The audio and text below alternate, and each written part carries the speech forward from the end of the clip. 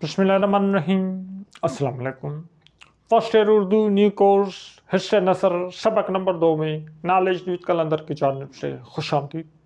आज हम सबक नंबर 2 नए कानून के दूसरे हिस्से पर बात करेंगे।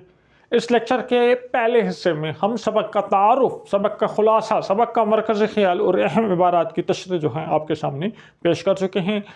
आज के इस लेक्चर के आउटलाइन हमारे पास हैं अहम इबारतें और मुख्तसर सवालात जवाबात, ये बात हो गई, और सबक की हलशुदा मश्क।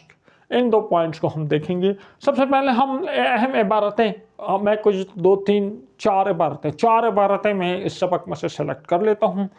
उनकी तशरीह मैं आपको करके समझा दूंगा, उनको फुली एक्सप्लेन कर दूंगा, जिसके बाद आपको कोई मसला नहीं होगा। उस एक्सप्लेनेशन के बाद कहीं से भी सवाल आ जाए आप उसको हल कर सकते हैं। और उस एक्सप्लेनेशन के बाद मैं कुछ सवालात आपके सामने पेश करूंगा और उसके जवाबात भी आपको पेश करूंगा, तो आपकी बहुत अच्छी प्रैक्टिस हो जाएगी। और उसके बाद हम सबक की मश्क जो है उस पर जो है डिस्कशन करेंगे। तो मश्क में जो कंफ्यूजन है, जो बातें हैं, वो ज़रा आपको बहुत अच्छी तरह से क्लियर हो जाएंगे और चैप्टर आपका बहुत अच्छा कवर हो जाएगा। तो चलिए वीडियो का आगाज़ करते हैं। उस्ताद मंगू को अंग्रेज़ों से बड़ी नफ़रत थी, बहुत ज़्यादा नफ़रत थी। इस नफ़रत का सबब तो वो ये बतलाया करता था, यानी बज़ाहिर जो है ये क्या वजह, तो ये बताता था कि वो हिंदुस्तान पर अपना सिक्का चलाते हैं, यानी वो हिंदुस्तान पर हुकूमत कर रहे हैं। बज़ाहिर वो क्या, आपको उससे नफ़रत है, क्यों नफ़रत है, तो वजह ये बताता था कि जी ये लोग हिंदुस्तान पर हुकूमत करते हैं और तरह तरह के जुल्म उठाते हैं और लोगों पर तरह तरह के मुज़ालिम करते हैं। मगर इसके नफ़रत की सबसे बड़ी वजह ये थी, लेकिन इस नफ़रत की सबसे बड़ी वजह ये थी कि छावनी के गोरे उसे बहुत सताया करते। छावनी कैंटोनमेंट, ठीक है, तो अंग्रेज़ लोग छावनी में कैंटोनमेंट में रहते थे। तो इसको ज़ाहिर कोई पूछता था कि जी आपको अंग्रेज़ों से नफ़रत क्यों है, तो वो कहता था जी इसलिए नफ़रत है कि ये लोग हिंदुस्तान पर हुकूमत करते हैं, लोगों पे जुल्म डालते हैं। लेकिन असल वजह ये थी कि कैंटोनमेंट के जो गोरे थे वो इसको बहुत ज़्यादा तंग करते थे। वो इसके साथ ऐसा सलूक करते थे गोया वो एक जलील कुत्ता है। वो उसके साथ ऐसा सलूक करते थे गोया वो एक जलील कुत्ता है, यानी जिस तरह एक कुत्ते को जो है बहुत हकारत से देखते हैं, बहुत हकारत से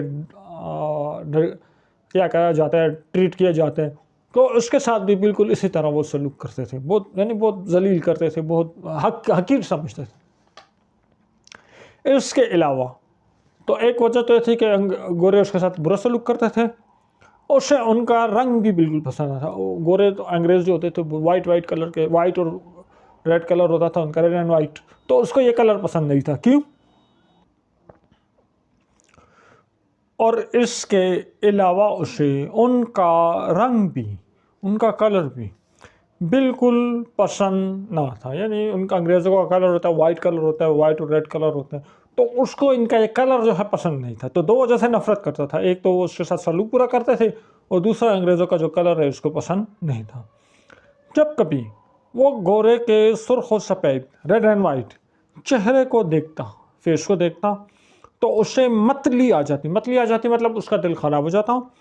नामालूम क्यों वो कहा करता था, पता नहीं है वो क्यों कहा करता था कि इनके लाल झिर्रियाँ मतलब फेस पे जो इस तरह लाइंस आ जाती हैं उसको झिर्रियाँ कहते हैं।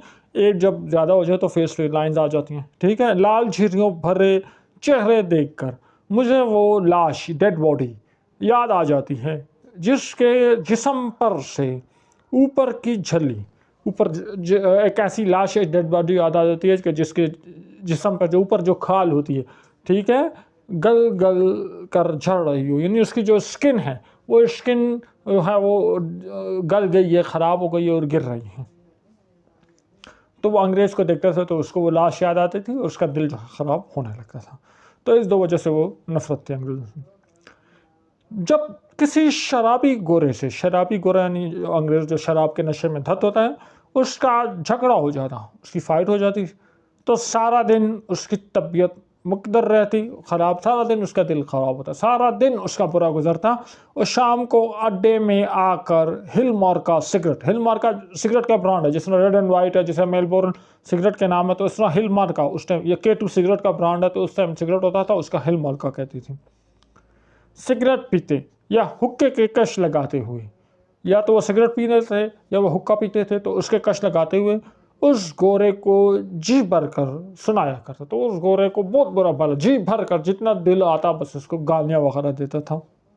फिर ये दैश लगे हुए, तो ये एक बहुत गाली है जो सेंसर हो गया, तो यहाँ टेक्स्ट बुक में उसको लिखा नहीं है, तो आप अपनी मर्जी से कोई भी गाली यहाँ पे फिट कर सकते हैं। ये मोटी गाली देने के बाद वो अपने सर को ढीली पगड़ी समय झटका देकर कहा करता, गाली देता फिर सर को एक झटका देता था और फिर कहता था आग लेने आए थे, आग लेने आए थे और अब घर के मालिक ही बन गए हैं। यानी थोड़ी सी आग लेने के लिए आए थे हमारे घर और अब पूरे घर के मालिक बन गए हैं। तो उस वाक़े की तरफ इशारा कि अंग्रेज़ तजारत के लिए आए थे, पूरे हिंदुस्तान पे कब्जा कर लिया। नाक में दम कर रहा है, नाक में दम करना बहुत तंग करना। इन बंदरों की औलाद ने, बंदर के औलाद है, बंदर के बच्चे हैं, वो इतना तंग किए हुए हैं। जिस तरह बंदर होता है तो बंदर का छोटा बच्चा होता है तो तंग करता है, तो कहते हैं बंदरों की औलाद है, इन्होंने हमें तंग किया हुआ है। यूँ रोब गांठते हैं, रोब डालते हैं, गोया हम उनके बाबा के नौकर हैं, उनके बाप के नौकर हैं, इस तरह हमारे ऊपर रोब डालते हैं। इससे भी उसका गुस्सा ठंडा नहीं होता, इतनी गालियाँ देने के बाद भी उसका गुस्सा कम नहीं होता था।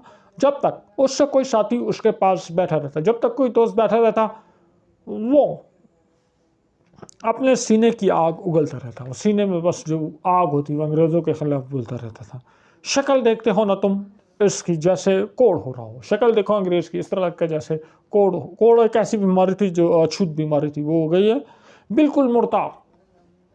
एक धप्पे की, एक धप्पा एक थप्पड़ की मार, गटपट यूं बक रहा था जैसे मार ही डालेगा, कि एक थप्पड़ की मार थी और गटपट बक रहा, यानी ऐसे ऐसी बड़ी बड़ी बातें कर रहा था जैसे वो मुझे मार डालेगा, लेकिन मेरे एक थप्पड़ की मार थी।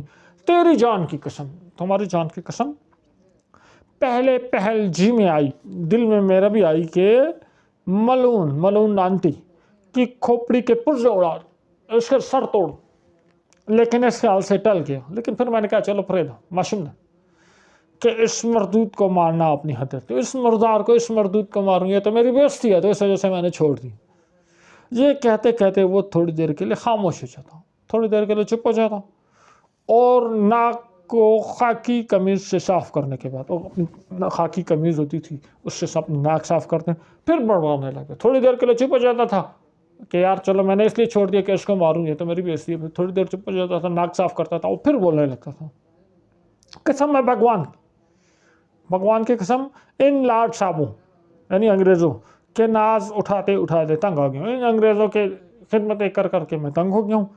जब अभी इनका मनहूस चेहरा देखता हूँ, इनका नहुसत भरा, नफरत भरा चेहरा देखता हूँ, तो रगों में खून खोलने लग जाता है, यानी मेरा ब्लड प्रेशर हाई हो जाता है। कोई नया कानून वानून बने, कोई नया कानून, कोई ला बने तो इन लोगों से निजात, कोई ऐसा कानून बन जाए कि बस इन लोगों से मुझे निजात मिल जाए। तेरी कसम जान में जाना चाहिए, तेरी कसम मेरी जान में जाना चाहिए। यानी मंगू को उम्मीद थी कि भाई नया कानून बन जाए, कोई ऐसी कानून साजी हो जाए तो इन अंग्रेज़ों से मेरी जान छूट जाए। उसकी पूरी उम्मीदें जो हैं कोई नया कानून बनने से लगी हुई थी। अब कुछ सवालात आपके साथ शेयर करते हैं और उनके जवाब भी आपको दिखाते हैं, फिर अगली इबारत की तरफ जाते हैं।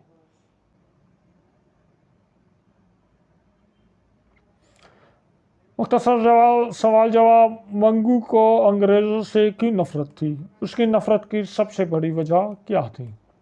इसका जवाब है कि मंगू को अंग्रेज़ों से बहुत नफ़रत थी। बज़ाहिर इसकी वजह यह बताता था कि अंग्रेज़ हिंदुस्तान पर हुकूमत करते हैं, लोगों पर जुल्म करते हैं, लेकिन इसकी नफ़रत की सबसे बड़ी वजह यह थी कि छावनी के अंग्रेज़ उसे बहुत परेशान करते थे और उसके साथ इंतहाई नफ़रत अंगेज़ सलूक करते थे। सवाल नंबर 2, मंगू को गोरों का रंग क्यों नापसंद था? मंगू को गोरों का रंग सख्त नापसंद था। उनके सुर्ख व सफ़ेद चेहरे देखकर उसका जी खराब होता था। उसे एक ऐसी लाश की याद आने लगती जिसके जिस्म के ऊपर की खाल गल कर जल रही हो। मंगू की तबीयत किस वजह से मकदर रहती, वो शाम को क्या करता था? किसी शराबी गोरे से झगड़े पर मंगू की तबीयत सारा दिन ख़राब रहती है। शाम को अड्डे पर सिगरेट या हुक्का पीते हुए उसे खूब गालियां देकर अपना जी हल्का करता था। मंगू अंग्रेज़ों के बारे में क्या कहता है? जब वो बहुत गुस्से में होता था, मंगू जब बहुत गुस्से में होता तो अंग्रेज़ों के बारे में गाली देकर कहता ये हमारे मुल्क में आग मांगने आए थे और आज पूरे मुल्क के मालिक बनकर बैठ गए, हमें अपने बाप का नौकर समझकर हम पर रोब झाड़ते हैं। मंगू गाली देने के बाद रद्द अमल क्या होता था? गाली देने के बाद मंगू अपने सर को ढीली पगड़ी समेत झटका देकर मजीद गालियां देता था, क्योंकि उसका गुस्सा ठंडा नहीं होता था।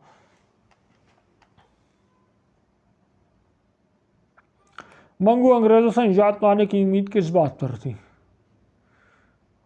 मंगू को किसी नए कानून के बनने से अंग्रेज़ों से निजात की उम्मीद थी। वो अक्सर कहा करता था कि अगर कोई नया कानून बन जाए तो उसकी जान में जान आ जाएगी और उसे इन अंग्रेज़ों से निजात मिलेगी। मंगू की नफ़रत की इंतहा की अक्कासी किस तरह होती है?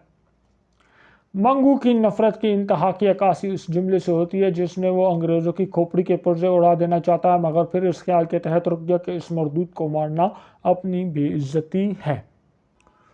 उस्ताद मंगू मौजूदा सोवियत निज़ाम रशियन की इश्तराकी सरगर्मियों के मतलब बहुत कुछ सुन चुका था। यानी रशिया में जो सिस्टम चल रहा था, इश्तराकी निज़ाम चल रहा था, सोशलिज्म वगैरह, तो वो इनके बारे में बहुत कुछ जो है सुन चुका था और उसे वहाँ के नए कानून और दूसरी नई चीज़ों की बहुत पसंद थी। वहाँ का नया कानून आया हुआ था, नई चीज़ें थी रशिया में, तो वो इसको जो है बहुत पसंद थी। इसीलिए उसने रूस वाले बादशाह को इंडिया एक्ट यानी जदीद आइन के साथ मिला दिया। तो उसको वो रूस का बादशाह बहुत पसंद था, रूस के इश्तराकी निज़ाम बहुत पसंद था। तो जब नया कानून आने लगा तो उसने इस चीज़ को उसके साथ मिला दिया, क्योंकि उसका फेवरेट था। उसने कहा ये नया कानून उसी वजह से आ रहा है। और 1 अप्रैल को पुराने निज़ाम में जो नई तब्दीलियाँ होने वाली थी वो उन्हें रूस वाले बादशाह के असर का नतीजा समझना, और 1 अप्रैल से जो नई तब्दीलियाँ आने वाली थी वो समझ रहा था रूस का जो बादशाह है, रूस का जो हुक्मरान है, उसके प्रेशर की वजह से ये नई तब्दीलियाँ आ रही हैं। कुछ अर्से से पेशावर और दीगर शहरों में सुर्ख लिबास पहनने की तहरीक जारी थी। ये पाशा खान की जो तहरीक थी, खान अब्दुल गफ्फार की अवामी नेशनल पार्टी की अवामी तहरीक जो थी, तो इसको सुर्ख पोशों की तहरीक कहते थे। ठीक है, तो तहरीक जारी थी। मंगू ने इस तहरीक को अपने दिमाग में रूस वाले बादशाह और फिर नए कानून के साथ गलत में, तो उसने कहा पेशावर में जो एक सरगर्मियाँ हो रही हैं, तो उसने पेशावर में इन सरगर्मियों को, रूस वाले बादशाह को, नए कानून को अपने दिमाग में आपस में एक दूसरे से लिंक कर दिया। इसके अलावा जब कभी वो सुनता कि फ़िला शहर में बम बनाने वाले पकड़े गए, या फ़िला जगह इतने आदमियों पर बगावत यानी रियासत के ख़िलाफ़ खड़े हो जाना के इल्ज़ाम में मुकदमा चला है, तो इन तमाम वाक़यात को नए कानून का पेश ख़ैमा समझता। तो कहते हैं नया कानून इस वजह से पेश ख़ैमा, यानी इन वजह से अब नया कानून आ रहा है, और दिल ही दिल में खुश होता। तो कहता है इन वजह से, इस चीज़ों की वजह से हुकूमत पे प्रेशर पड़ गया, तो नया कानून पेश करने में मजबूर हो गई। एक रोज़ उसके तांगे में दो बैरिस्टर कानूनदान बैठे नए आइन पर बड़े ज़ोर से तबादला ख्याल कर रहे थे, डिस्कशन कर रहे हैं। वो खामोशी से उनकी बातें सुन रहा था। उनमें से एक दूसरे से कह रहा था, एक जो कानूनदान था, बैरिस्टर, दूसरे से कह रहा था जदीद आइन का दूसरा हिस्सा फेडरेशन यानी फेडरेशन है, मुख्तलिफ रियासतों का मिलकर रहना, इसको फेडरेशन कहते हैं, जो मेरी समझ में आज तक नहीं आया। फेडरेशन दुनिया की तारीख़ में आज तक न सुनी न देखी, हमने तो आज तक न सुनी न देखी। यानी छोटी छोटी रियासतें बना दें, उस पर एक फेडरेशन हो जाए, वो उन सारी रियासतों को कंट्रोल करे। सियासी नज़र से भी ये फेडरेशन बिल्कुल गलत है, सियासी नज़र से भी गलत है, बल्कि कहना चाहिए कोई फेडरेशन है ही नहीं। दो बैरिस्टरों के दरमियान जो गुफ्तगू हुई, इसमें बेशतर अल्फाज अंग्रेज़ी की थी, ज़्यादातर इंग्लिश में गुफ्तगू थी। इसलिए मंगू उस्ताद सिर्फ ऊपर के जुमले ही को किसी कदर समझा, तो ऊपर जो जुमले थे वो ही समझ सका, बाकी जो गुफ्तगू थी वो उसको समझ नहीं आई कि वो अंग्रेज़ी में थी। उसने कहा ये लोग हिंदुस्तान में नए कानून की आमद को बुरा समझते हैं। तो उसने ये समझ लिया कि ये लोग जो है नया कानून आ रहा है इसको ये बुरा समझ रहे हैं और नहीं चाहते कि इनका वतन आज़ाद हो। चनाचा इस ख्याल के ज़ेर असर उसने कई मरतबा, तो उसके जहन में एक ख्याल आ गया, तो उसने कई मरतबा इन दो बैरिस्टरों को हकारत, नफ़रत से, हकीर समझ के नफ़रत से देखा और कहा टूटी बच्चे। तो ये एक गाली थी उसने बनाई हुई थी। जब कभी वो किसी को दबी ज़बान में टूटी बच्चा कहता तो दिल में महसूस करके बड़ा खुश होता कि उसने ये नाम सही जगह इस्तेमाल किया है। और ये कि वो शरीफ आदमी और टूटी बच्चे की तमीज़ की अहलियत रखता है। जब वो किसी को टूटी बच्चे कहता है तो बड़ा खुश होता है, यार मैं इतना काबिल हूँ कि मैं बंदे को देख के पहचान सकता हूँ ये शरीफ आदमी है, ये टूटी बच्चा है। इस वाक़ये के तीसरे रोज़, इस वाक़ये के 3 दिन बाद गवर्नमेंट कॉलेज के 3 तलबा को अपने तांगे पर बिठाकर मजंग जा रहा था। मजंग जगह का नाम है। गवर्नमेंट कॉलेज के 3 स्टूडेंट बैठे हुए थे, वो उनको मजंग ले जा रहा था। उसने इन 3 लड़कों को आपस में ये बातें करते सुना। तो 3 लड़के आपस में बातें कर रहे थे, उनकी बातें सुन रहा था कि नए आइन ने मेरी उम्मीदें बढ़ा दी हैं। अगर ... साहब असम्बली के मेंबर हो गए, उसके इलाके का कोई बंदा था, अगर ये असम्बली के मेंबर हो गए तो किसी सरकारी दफ्तर में मुलाजमत ज़रूर मिलती। नहीं, नए कानून से इतनी उम्मीदें हो गई हैं कि अगर ये ... साहब हैं, इनको असम्बली के मेंबर बन गए तो मुझे ज़रूर मुलाजमत मिल जाएगी। वो स्टूडेंट कह रहा था। वैसे भी बहुत सी जगहें और निकलेंगी, शायद इसी गड़बड़ में हमारे हाथ भी कुछ आ जाए। वैसे भी वो कह रहे हैं चलो वो मेंबर ना भी बने तो भी बहुत सी जगह निकलेंगी, उस गड़बड़ में हमारे हाथ भी कुछ ना कुछ आ जाए। हाँ हाँ, क्यों नहीं। वो बेकार ग्रेजुएट जो मारे फिर रहे हैं उनमें कुछ तो कमी होगी। यानी बेकार ग्रेजुएट जिन मारे फिर रहे हैं, यानी बेरोज़गार फिर रहे हैं, उनको कहीं ना कहीं जॉब मिल जाएंगी। उस गुफ्तगू ने उस्ताद मंगू के दिल में जदीद आइन की अहमियत और भी बढ़ा दी। वो इसको ऐसी चीज़ समझने लगा जो बहुत चमकती है। वो समझने लगा बहुत कीमती, बहुत अच्छी चीज़ है, नया कानून। अब इस इबारत में से कुछ सवालात सेलेक्ट कर रहे हैं, वो आपको दिखाते हैं और उनके जवाब भी आपको पेश करते हैं।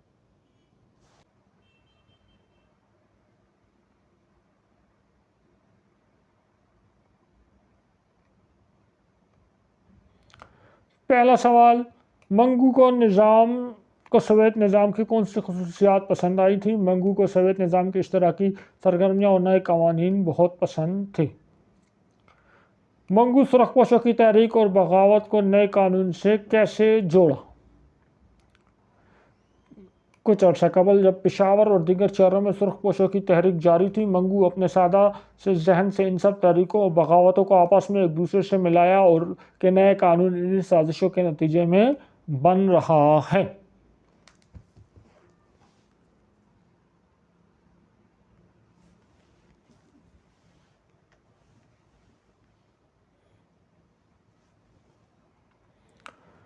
बैरिस्टरों के दरमियान होने वाली गुफ्तगू से मंगू ने क्या नतीजा अखज़ किया? बैरिस्टरों की गुफ्तगू से मंगू ने यह नतीजा अखज़ किया कि वो लोग हिंदुस्तान में नए कानून की आमद को बुरा समझते हैं और उन्हें नहीं चाहते कि वतन आज़ाद हो। मंगू ने टूटी बच्चा का लफ्ज़ क्यों इस्तेमाल किया, उससे क्या खुशी हासिल होती थी? मंगू इन लोगों के लिए लफ्ज़ इस्तेमाल करता जो अंग्रेज़ों के हामी होते थे। ये लफ्ज़ इस्तेमाल करके उसे दिली खुशी होती थी कि वो शरीफ आदमी और टूटी बच्चा में फ़र्क कर सकता है।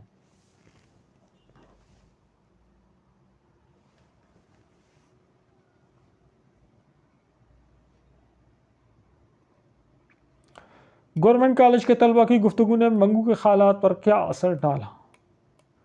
गवर्नमेंट कॉलेज के तलबा ने नए आइन से पैदा होने वाली उम्मीदों और मौक़े पर बात की जिसने मंगू के दिल में जदीद आइन की अहमियत को और भी बढ़ा दिया। सवाल नंबर 6, नए आइन के मुतालिक तलबा की क्या उम्मीदें थीं, उन्होंने क्या तवक्कुआत ज़ाहिर की? तलबा नए आइन से उम्मीद ज़ाहिर की कि उन्हें नए आइन की आमद के बाद सरकारी दफ्तर में मुलाजमत मिल जाएगी, बहुत सी नई मुलाजमतें निकलेंगी और बहुत बेकार ग्रेजुएटों में कमी होगी। सवाल नंबर 7, सआदत हसन मिंटो के उसलूब और फ़नी महारत के बारे में क्या कहा जा सकता है? सआदत हसन मिंटो का उसलूब हकीकत पसंदी और माशरती गहराई में जाकर बयान करने की महारत रखता है। उनके अफसाने अमूमन आम आदमी के मसाइल और उनके नफ्सियात की अक्कासी करते हैं। नए कानून में मिंटो ने मंगू की शख्सियत और उनके ख्यालात के ज़रिए उस वक्त के सियासी और सामाजिक हालात को बेहतरीन अंदाज में पेश किया है। आखिरकार मार्च के 31 दिन ख़त्म हो गए। मार्च का महीना जो है वो अगर मैं अप्रैल का इंतज़ार कर रहा था तो मार्च का 31 महीना जो है वो पूरा हो गया और अप्रैल के शुरू होने में रात के चंद खामोश घंटे बाकी रह गए। यानी बस रात अभी गुजर जाएगी, उसके बाद अप्रैल शुरू हो जाएगा। मौसम खिलाफ मामूल सर्द है, यानी रोज़ इतनी सर्दी नहीं होती लेकिन आज सर्दी थी और हवा में ताज़गी थी, हवा फ्रेश थी। 1 अप्रैल को सुबह सवेरे उस्ताद मंगू सुबह सुबह उठा। अस्तबल, वहाँ जहाँ घोड़ा बंधा होता है उसको अस्तबल कहते हैं, मैं जाकर घोड़े को जोता मतलब घोड़े को वहाँ से निकाला और गाड़ी में घोड़े को बांध दिया और बाहर निकल गया। उसकी तबीयत आज गैर मामूली तौर पर मसरूर थी। उसकी तबीयत बहुत मसरूर थी, बहुत खुश थी, बहुत अच्छी थी। वो नए कानून को देखने वाला था, बहुत एक्साइटेड था कि जी मैं नए कानून देखूंगा।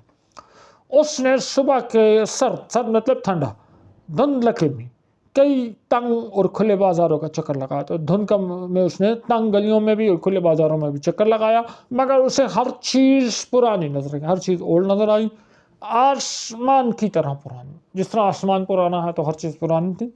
उसकी निगाहें आज ख़ास तौर पर नया रंग देखना चाहती थी। उसकी निगाहें चाहती थी कि कोई नया रंग नज़र आए, मगर उसे सिवाय कलगी के जो रंग बरंगे परों से बनी हुई थी। कलगी वो ताज जो उसने घोड़े को पहनाया हुआ था, जो परों से रंग बरंगे परों से बना हुआ था, उस घोड़े के सर पर जमी हुई थी, फिट थी, और सब चीज़ें पुरानी नजर आई, बाकी सारी चीज़ें ओल्ड नजर आ रही थी। ये नई कलगी उसने नए कानून की खुशी में 1 मार्च को चौधरी खुदा बख्श से 14.5 आने में खरीदी थी। 1 महीना पहले ये ताज घोड़े के लिए उसने 14 आने में ताज खरीदा था। घोड़े की टापों, यानी घोड़ा जब पाँव ज़मीन पे मारता है तो उससे टाप कहते हैं, की आवाज़ें, उससे जो आवाज़ें आ रही थी उसको हम कहते हैं टापों की आवाज़ें। काली सड़क, आपने फिल्म में देखा हो घोड़ा दौड़ रहा हो तो ख़ास किस्म की आवाज़ आती है, वो घोड़े की टापों की आवाज़ आती है। काली सड़क, अंधेरा है तो सड़क काली थी, और इसके आसपास थोड़ा थोड़ा फासला छोड़कर लगाए हुए बिजली के खंभे, थोड़ी थोड़ी देर बिजली के खंभे लगे हुए थे। दुकानों के बोर्ड थे। उसके घोड़े में के गले में पड़े हुए घुंघरू की झंझनाहट, घोड़े के गले में एक घंटी घुंघरू बांधा हुआ था, तो घोड़ा जब चल रहा था तो घुंघरू हिल रहा था, तो उससे म्यूजिक बज रहा था। बाजार में चलते फिरते आदमी चल रहे थे। इनमें से कौन सी चीज़ नहीं थी? रोज़ भी यही होता है, आज भी यही है। जाहिर है कि कोई भी नहीं, लेकिन उस्ताद मंगू मायूस नहीं था। उस्ताद मंगू जो है उसको उम्मीद थी कोई नई चीज़ देखेंगे। क्यों मायूस नहीं था? अभी बहुत सवेरा, बहुत सुबह, दुकानें भी तो सब की सब बंद हैं, शॉप सारी क्लोज है, सुबह भी तो बहुत सुबह है। इस ख्याल से उसे तस्कीन मतलब तसल्ली थी। इसके अलावा यह भी सोचता कि हाई कोर्ट में 9 बजे के बाद ही काम शुरू होता है, तो हाई कोर्ट में तो 9 बजे के बाद काम शुरू होगा। अब इससे पहले नए कानून का क्या नजर है? अभी हाई कोर्ट में तो काम शुरू नहीं हुआ है, तो हाई कोर्ट तो 9 बजे खुलेगी, वहाँ काम शुरू होगा, फिर नया कानून नजर आएगा। तो उसने अपने आप को तसल्ली दी। जब उसका तांगा गवर्नमेंट कॉलेज के दरवाजे के करीब पहुंचा, फिर उसका घोड़ा जो है गवर्नमेंट कॉलेज के दरवाजे के पास पहुंच गया, तो कॉलेज के घड़ियाल ने बड़ी रौनक से 9 बजाए। तो रौनक रोब से, फ़ख्र से, ठीक है। तो उसने 9 बजाए, यानी घड़ियाल से 9 बजने का ऐलान हो गया। यानी एक बड़ी सी घड़ी लगी होती थी, उसको घड़ियाल कहते हैं। जो तलबा कॉलेज के बड़े दरवाजे से बाहर निकल रहे थे खुशपोश यानी अच्छे कपड़े पहने हुए थे, मगर उस्ताद मंगू को न जाने उनके कपड़े मेले से क्यों नजर आए। लेकिन पता नहीं है उस्ताद मंगू को क्यों उसके कपड़े गंदे नजर आ रहे हैं, हालांकि वो बहुत अच्छे कपड़े थे। शायद इसकी वजह ये थी कि उसकी निगाहें, कि उसकी साइट्स आज किसी खैराकुन, हैरान कर देने वाले जलवा मंजर के नज़ारा करने वाली थी। यानी उसकी आंखें को कोई हैरान कुन मंजर चाहिए था, तो उसको ये कपड़े जो हैं पुराने नज़र आ रहे थे। जब उस्ताद मंगू के घर, टांगे को दाएं हाथ मोड़कर थोड़ी देर बाद वो फिर अनारकली में था। टांगे को लेफ्ट हैंड पे मोड़ दिया, वो अनारकली बाज़ार में आ गया।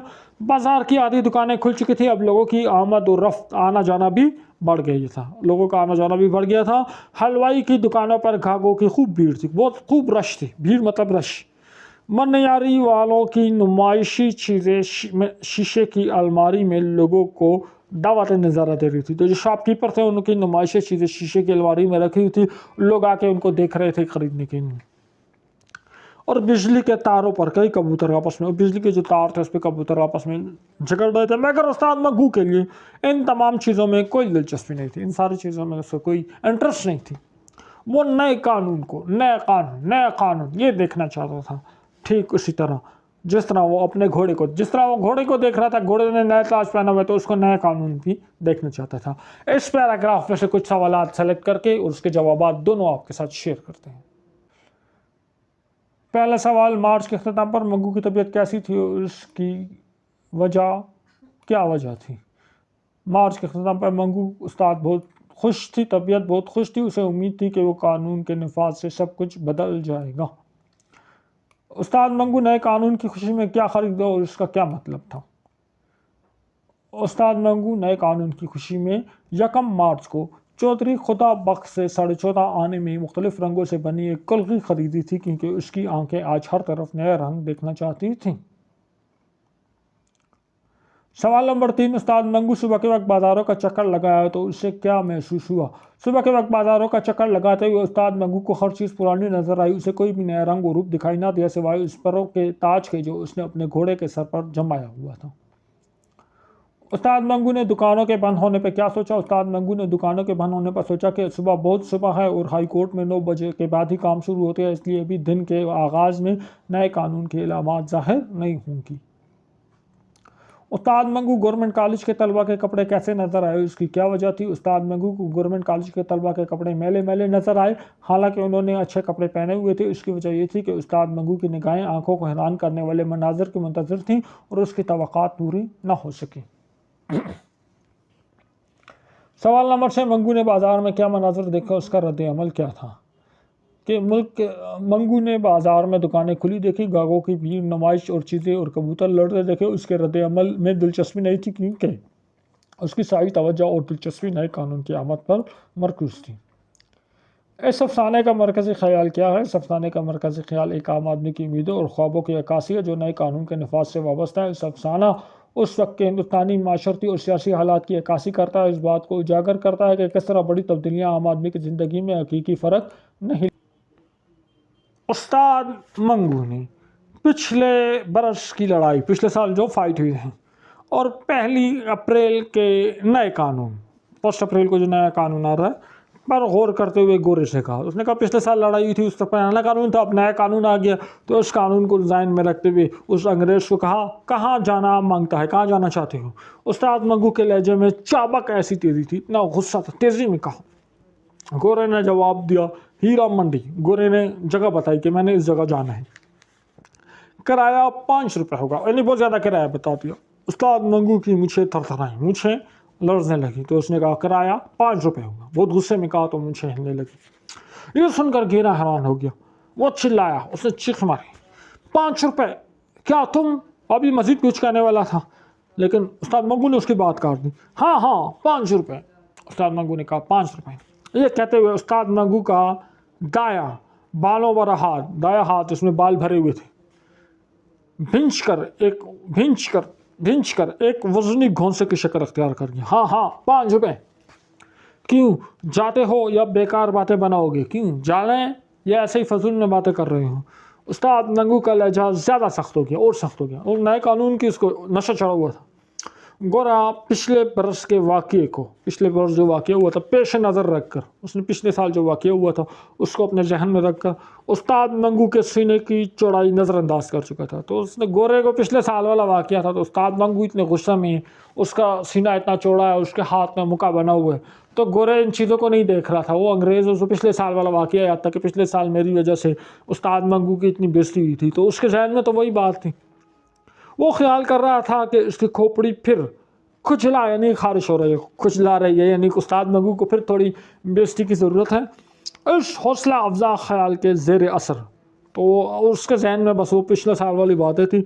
वो तांगे की तरफ अकड़ कर पड़ा, तो वो अकड़ कर रोब में तांगे के पास आया और अपनी छड़ी स्टिक उठा से उस्ताद मंगू को तांगे पर से नीचे उतरने का इशारा किया। स्टिक हाथ में ली हुई थी, ठीक है अभी इस तरह, और उस्ताद मंगू को इस तरह कहते हैं, नीचे उतरो। बेद लकड़ी का नाम है। ये पॉलिश की हुई बेद की लकड़ी थी, उस पर पॉलिश की हुई पतली छड़ी उस्ताद मंगू की मोटी रान के साथ 2 मरतबा छुई। उस्ताद मंगू का घोड़े पे बैठा हुआ था, तो उसकी रान को 2 दफ़ा टच हुई। इसने खड़े खड़े ऊपर से पस्त कद, छोटे कद वाले गोरे को देखा, गोया वो अपनी निगाहों के वजन से उसे पीस डालना चाहता। तो उस्ताद मंगू ने इस तरह गोरे को ऊपर से देखा, वो अपनी निगाहों से ही उसके पीस डालना चाहता है। फिर उसका घोंसा, जिस तरह आप तीर, ठीक है, कमान से तीर की तरह ऊपर को उठा, जिस तरह आपको तीर कमान में तीर डालते हैं तो इस तरह उसको खींचते हैं, तो उसका मुक्का जो है वो भी उस तरह ऊपर की तरफ उठा और फिर क्या हुआ, और चश्मे ज़दन एकदम पलक झपकने में गोरे की ठड्डी के नीचे जम गया, डज इधर लगे। और क्या प्यारा काम किया है, धक्का देकर उसने गोरे को फिर एक धक्का मारा गोरे को, गोरा परे हटाया, दूर किया और नीचे उतर कर उसे धड़ाधड़ मुसलसल पीटना शुरू कर दिया, दिल खुश कर दिया मंगू उस्ताद ने। शिशदर हैरान और मुतहय्यर, गोरा बहुत हैरान था। गोरे ने इधर उधर सिमट कर उस्ताद मंगू के वज़नी घोंसों से बचने की, वज़नी भारी घोंसों मुक्कों से बचने की कोशिश की। जब देखा कि मुखालिफ पर दीवानगी की हालत तारी होगी कि मुखालिफ तो पागल हो गया मारने में, उसकी आंखों में शरारे शोले बरस रहे हैं, तो उसने ज़ोर ज़ोर से चिल्लाना, चीखें मारना शुरू कर दी। उसकी चीखों पुकार ने उस्ताद मंगू की बाहों का काम मोड़ते, तो उस्ताद मंगू उसकी चीखें सुन के और जोश में आ गया। वो गोरे को जी भर के पीट रहा था, डस डस डस डस, और साथ कहता जा रहा था, और साथ साथ कह रहा था, 1 अप्रैल को भी वही अकड़ फूं, 1 अप्रैल को भी वही बदमाशी, 1 अप्रैल को भी वही अकड़ फूं। अब हमारा राज है बचाओ, अब हमारी हुकूमत है, नया अप्रैल है, नया कानून आ गया, अब हमारी हुकूमत। लोग जमा हो गए और पुलिस के 2 सिपाहियों ने बड़ी मुश्किल से गोरे को उस्ताद मंगू की गिरफ्त से छुड़ाया। पुलिस के 2 सिपाही आए, बड़ी मुश्किल से उस गोरे को उस्ताद मंगू की गिरफ्त से छुड़ाया। उस्ताद मंगू इन 2 सिपाहियों के दरमियान खड़ा था, 2 सिपाही के दरमियान उस्ताद मंगू खड़ा था। उसकी चौड़ी छाती फूली सांस की वजह से, उसके साथ गुस्से में उसका सांस बहुत तेज था, तो उसका जो सीना है वो ऊपर नीचे हो रहा था, मुंह से जाग बह रहा था, और अपनी मुस्कुराती हुई आंखों से हैरत ज़दा, हैरान सा मजमा की तरफ देखकर वो हमती आवाज़ में कह रहा था। तो अपनी आंखों से तो हैरत ज़दा मजमा, जो लोग हैरत से इसको देख रहे थे, उनकी तरफ देख कर कह रहा था, वो दिन गुजर गए, वो दिन चले गए जब खलील खान फाख्ता उड़ा रहे थे। जब खलील खान से एक मुहावरा है कि आप बैठे रहो बस, कुछ किए बगैर आपको पैसे मिलते रहे, तो इसको कहते हैं खलील खान फाख्ता उड़ा रहे थे। अब नया कानून है मियाँ, नया कानून, अब नया कानून आ गया। और बेचारा गोरा अपने बिगड़े हुए चेहरे के साथ बेवकूफ़ों की मानद, और बेचारा गोरा अपने बिगड़े हुए चेहरों के साथ बेवकूफ़ों की तरह कभी उस्ताद मंगू की तरफ देखता, कभी उस्ताद की तरफ देखता, कभी हजूम की तरफ देखता।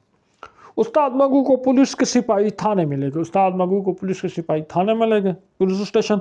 रास्ते में और थाने में अंदर कमरे में वो नया कानून बार बार यही कह रहा था, जी नया कानून आ गया, नया कानून आ गया, मगर किसी ने उसकी ना सुनी। नया कानून क्या बक रहे हो, क्या कह रहे हो, कानून वही पुराना है, और उसको हवालात में बंद कर दिया गया। अब इस पैराग्राफ के कुछ मुंतखब सवालात और जवाबात आपको दिखाते हैं। पहला सवाल, उस्ताद मंगू ने गोरे से किस लहजे में बात की, इसके पीछे क्या वजह थी। उस्ताद मंगू ने गोरे से सख्त और चाबक जैसे तेज़ लहजे में बात की, क्योंकि पिछले बरस के वाक़यात याद कर रहा था जिसमें इसी गोरे से उसकी झड़प हुई थी। इसकी यह सख्ती नए कानून की आमद की उम्मीद से भी जुड़ी हुई थी, जिसे वो अपने हकूक़ के बहाली के तौर पर देख रहा था। गोरे के हीरा मंडी जाने के जवाब में उस्ताद मंगू का रद्द अमल क्या था, उसने कितने रुपए मांगे। गोरे के हीरा मंडी जाने के जवाब में उस्ताद मंगू का लहजा सख्त हो गया और उसने अपने गुस्से का इजहार करते हुए गोरे को बेकार बातें करने से मना किया और 5 रुपए अदा करने को कहा। उस्ताद मंगू को गुस्सा कैसे बढ़ा, उसने गोरे के साथ क्या किया। उस्ताद मंगू का गुस्सा उस वक्त बढ़ा जब घोड़े ने अपनी छड़ी से उसे तांगे से नीचे उतरने का इशारा किया। मंगू गुस्से में आकर घोड़े को धक्का देकर परे हटाया और धड़ाधड़ पीटना शुरू कर दिया। घोड़े का रद्द अमल क्या था जब उस्ताद मंगू ने उसे पीटना शुरू किया। गोरा शदीद हैरान हो गया, उस्ताद मंगू के वजनी घोंसलों से बचने की कोशिश करने लगा। जब उसने देखा मंगू दीवानगी की हालत में, तो उसने ज़ोर ज़ोर से चिल्लाना शुरू कर दिया ताकि लोगों की तवज्जो हासिल कर सके। पुलिस के सिपाहियों ने क्या किया, मंगू उस्ताद का रद्द अमल क्या था। पुलिस के सिपाहियों ने बड़ी मुश्किल से गोरे को उस्ताद मंगू की गिरफ्त से छुड़ाया, जबकि मंगू अपनी मुस्कुराती हुई आंखों से हैरत ज़दा मजमा की तरफ देख रहा था। मजमा, ये जमा नहीं है, मजमा है, ठीक है। मजमा की तरफ देख रहा था कि अब नया कानून है। उस्ताद मंगू नया कानून कहने का क्या मतलब था और उसकी हालत क्या थी। उस्ताद मंगू नया कानून कहने का मतलब था कि अब हालात बदल चुके हैं, अंग्रेज़ों का राज खत्म हो चुका है। उस्ताद मंगू की हालत ऐसी थी कि सांस फूला हुआ था, आंखों में मुस्कुराहट थी जबकि मुंह से झाग बह रहा था। सबक की सन्फ क्या इसमें मंटो ने क्या फ़नी महारत दिखाई है। सबक की सन्फ अफसाना है, ख्यालात को बड़ी खूबसूरती से मंटो ने इसमें हकीकत पसंदी और किरदार निगारी की फ़नी महारत दिखाई है। उन्होंने एक आम आदमी की नफ्सियात और उसके इस खूबसूरती से पेश किया जो उस वक्त के सियासी और समाजी हालात की अक्कासी करते हैं। यहाँ खूबसूरती लिखो, ठीक है, बड़ी खूबसूरती से पेश किया, यहाँ इधर ठीक करनी है।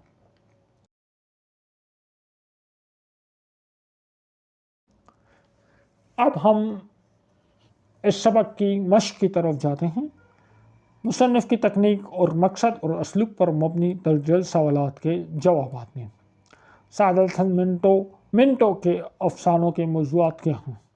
सादत हसन मिंटो के अफसानों के मौज़ूआत आम तौर पर समाजी नाइंसाफ़ी, जिनसियात, इंसानी नफ्सियात, ग़रबत, तक़सीम हिंद के मसाइल और माशरती तज़ादात पर मबनी हैं। सादत हसन मिंटो उर्दू अफसाने के इर्तिका में क्या किरदार अदा किया।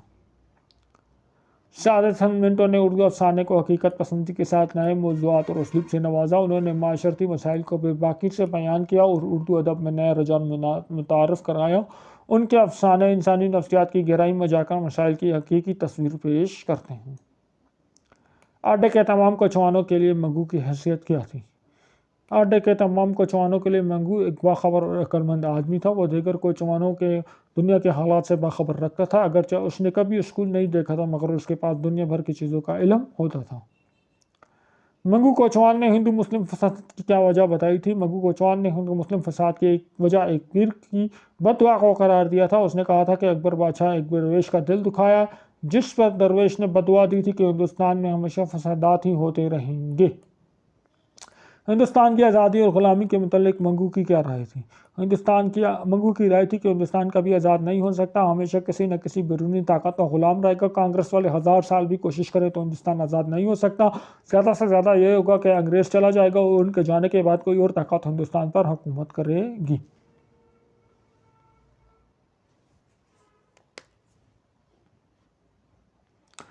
गोरे से झगड़े के बाद अड्डे पर आकर मंगू कोचवान गोरे के मुतल्लिक किन ख्यालात का इजहार करता है।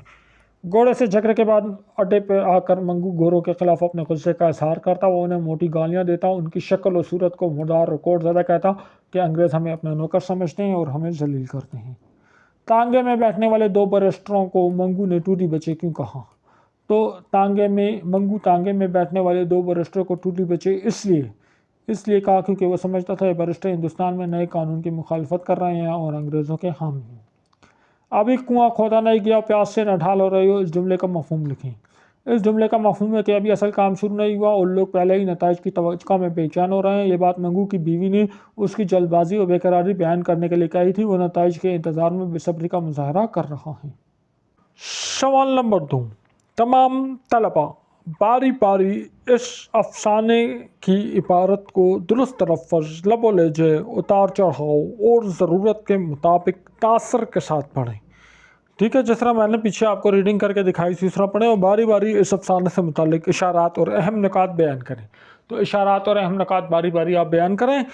आप ये इशारात और अहम निकात सुनकर इनकी फ़हम का तजज़िया करें और फिर इन अहम निकात को सुनकर इनका आपस में तजज़िया करें, तो इससे आपको जो है थोड़ा सा सबक पे कमांड हो जाएगी।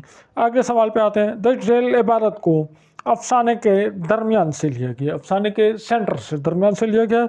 एक तालिब इल्म इसे दुरुस्त तलफ़्फ़ुज़ से अदा करे। एक तालिब इल्म जो है दुरुस्त तलफ़्फ़ुज़ से अदा करे और बाकी तलबा बारी बारी सयाक इबारत के बाद शबाक इबारत से कबल के साथ बयान करें। यानी ये इबारत दी गई है तो सारे तलबा जो हैं इसको दुरुस्त तलफ़्फ़ुज़ के साथ आप इसको पढ़ लें और फिर आप क्या करें कि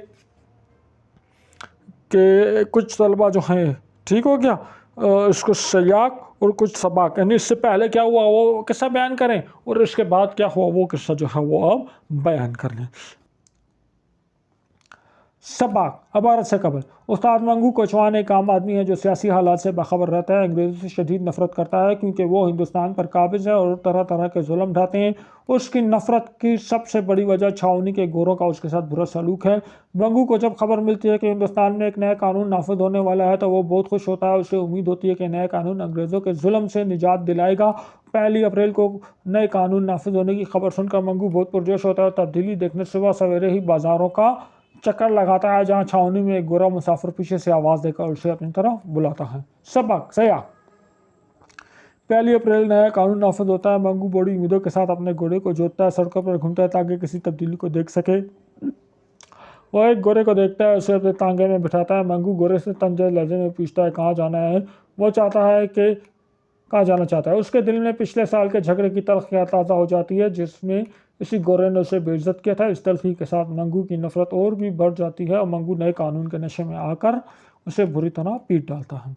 तशरी खाली सड़क पर इंतहाई महारत से तांगे को मोड़कर मंगू एकदम बिजली के खंभे के पास खड़े मुसाफिर के पास पहुंच गया। उसने तांगा रोक कर अपनी नशिस्त पर बैठे बैठे इंतहाई तंजिया अंदाज में गोरे से उसकी मंजिल पूछी। गोरे मुसाफिर ने को साहिब बहादुर कहते हुए उसके नकूश इंतहाई नफरत अंगेज़ हो गए। अपने ख्यालों में उसने मुसाफिर को अपनी नफरत की आग में जलाकर राख कर दिया था।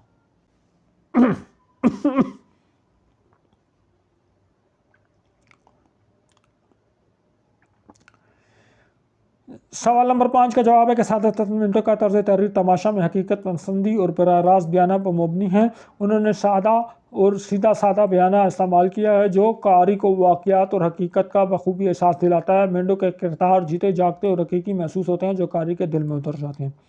तमाशा में उन्होंने तकसीम हिंद के वक्त के हालात और लोगों के रवैये बखूबी बयान किए। मिनटों की तहरीर में दुख, खुशी, गम और मायूसी जैसे जज्बात की गहरी अक्कासी मिलती है। उनकी तहरीरों में तंज व मज़ाक का अंसर भी नुमाया है जो कारी को सोचने पर मजबूर करता है और कभी कभार मुस्कुराने पर भी। मिनटों के जुमले मुख्तसर जामे होते हैं जो कहानी को बोझल होने से बचाते हैं और कारी की तवज्जो बरकरार रखते हैं। नंबर 7 पे आ जाए। अफसाना तमाशा और नया कानून पढ़कर इनमें दर्ज मालूमात और तस्वुरात की पेशकश पर तबसरा करते हुए कानून पर उनके असरात का तजज़िया पेश करें। इन दोनों अफसानों में मंटो ने माशरती और सियासी मसाइल को बड़ी खूबसूरती से बयान किया है। तमाशा में मिंटो ने तकसीम हिंद के दौरान हालात और इंसानों की नफ्सियात को बयान किया। ये कहानी इंसानी नफ्सियात की बर्बरियत और फ़िरका वाराना तशद्दुद की अक्कासी करती है। जहाँ मिंटो एक बच्चे के नुक्ते नज़र से फसादात का मुशाहिदा कराया है। बच्चे की मासूमियत और बड़ों की वहशतनाक हरकतों के दरमियान तजाद ने कहानी को दिल हिला देने वाला बनाया है। दूसरी तरफ नया कानून मिंटो के हिंदुस्तान में नए कानून के नफाज पर कोचवान मंगू की उम्मीदों मायूसियों को बयान किया है। मंगू जो अंग्रेज़ों से शदीद नफरत करता है, नए कानून अंग्रेज़ों के जुल्म से निजात का जरिया समझता है। उसकी उम्मीद के नया कानून अंग्रेज़ों को हिंदुस्तान से निकाल देगा। कारी को इस दौर में लोगों की तवक्कात से रोशनास कराती है। मंगू की मायूसी अंग्रेज़ फौजी को पीटने का वाक़या कारीन के दिल में एक गहरी छाप छोड़ देता है। उन्हें सोचने पर मजबूर करता है कि सियासी तब्दीलियाँ किस तरह आम लोगों की ज़िंदगी पर असरअंदाज होती हैं। दोनों अफसाने कारीन के जज्बात पर ज़हनी असरात छोड़ते हैं। तमाशा कारी को इंसानी फितरत के तारीख पहलुओं से रोशनास कराता है, उन्हें तशद्दुद की बेइज्जती पर गौर करने पर मजबूर करता है। नया कानून कारी को सियासी और सामाजिक तब्दीलियों से असरात से आगाह करता है, उन्हें सोचने पर मजबूर करता है कि हकीकी इंसाफ और आज़ादी क्या मायने रखते हैं। सवाल नंबर 8 मुतरादिफ बनाएं। ऐसे अल्फाज जिनके मायने एक जैसे हों मुतरादिफ के अल्फाज कहलाते हैं। शब से रात, आदमी से इंसान। तो दर्जल अल्फाज में बाहम मुतरादिफ की शिनाख्त करें और उनके जुमले तहरीर करें। बाहम मुतरादिफ यानी ऐसा कोई लफ्ज़ जो आपस में मुतरादिफ हो तो उनको शिनाख्त करने और जुमले बनाने हैं। तो बज़ाहिर तो इनमें कोई भी ऐसा लफ्ज़ नज़र नहीं आ रहा जो एक दूसरे का मुतरादिफ हो। बहादुर, ख्याल, छजर, आगाज़, आसान और पुराना। तो ये वाइट बोर्ड पर मैं आपको ज़रा डिटेल से समझा देता हूँ। सवाल नंबर 8 हमारे साथ है, उसमें कुछ अल्फाज दिए गए हैं। इसके मुतरादिफ आपने बनाने हैं। मुतरादिफ उन अल्फाज को कहते हैं जो एक जैसे जिनकी मीनिंग हो। दो अल्फाज होते हैं, मायने एक होते हैं, ठीक है। जिस तरह बहादुर, तो बहादुर का हम मुतरादिफ रेसिप्रोकल हम यूज़ कर सकते हैं दलीर, नडर, जरी। ख्याल, ठीक है, ख्याल को हम कह सकते हैं तसव्वुर। शजर, तो शजर का मुतरादिफ हम ले सकते हैं दरख्त, और भी हो सकते हैं लेकिन ये मुझे ज़्यादा है। आगाज़, आगाज़ का मुतरादिफ हम कह सकते हैं इब्तदा। आसान, इजी, तो इसको हम कह सकते हैं सहल। पुराना, ओल्ड, इसको हम कह सकते हैं कदीम। इन अल्फाज के जुमले भी बनाने हैं तो जुमले तो बहुत आसान है। दलील, अहमद बहुत दलील बच्चा है, या अहमद ने बहुत दलीरी से, या अहमद ने बहुत दलीरी से डाकुओं का मुकाबला किया। मिसाल होगी, ठीक। तसव्वुर, तसव्वुर, ख्याल, तसव्वुर, तो मैं चश्मे तसव्वुर में अमेरिका पहुंच गया था, ख्याल में, सोच में। शजर, दरख्त, तो हमारे घर के चमन में दरख्त पर बहुत ज़्यादा फल आए इस साल, या हमारे घर में लगे हुए अमरूद के दरख्त पर इस साल बहुत ज़्यादा फल आए। कोई भी जुमला आप बना सकते हैं। इब्तदा, आगाज़, इम्तिहान में 1 महीना रह जाने की वजह से आज से हमने अपनी तैयारी की या अपनी पढ़ाई की इब्तदा कर ली। सहल, YouTube channel knowledge with calendar subscribe करने के बाद हमारी पढ़ाई बहुत सहल हो गई, या YouTube channel knowledge with calendar की मदद से अशआर की तशरीह बहुत सहल हो गई। इस तरह कोई भी जुमला। पुराना, कदीम, हमने मर्दान की सैर में बहुत सी कदीम इमारत देखी। तो इसके साथ ही हमारा आज का लेक्चर अपने इख्तिताम पे पहुंचा। अगले लेक्चर में इंशाल्लाह नए सबक की मशक़ के साथ दोबारा आपकी खिदमत में हाजिर होंगे। वीडियो पसंद आई है इसको लाइक करें, दोस्तों के साथ शेयर करें और हमारे चैनल को सब्सक्राइब करें। नेक्स्ट वीडियो में मुलाकात होगी। अपना ख्याल रखिएगा। अल्लाह हाफ़िज़।